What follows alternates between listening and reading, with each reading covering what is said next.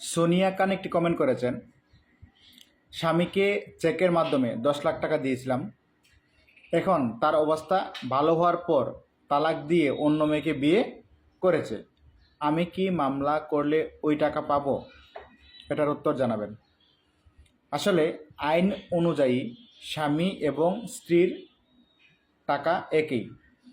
স্বামী স্ত্রীর বিরুদ্ধে এবং স্ত্রী স্বামীর বিরুদ্ধে টাকার জন্য মামলা করতে পারে না।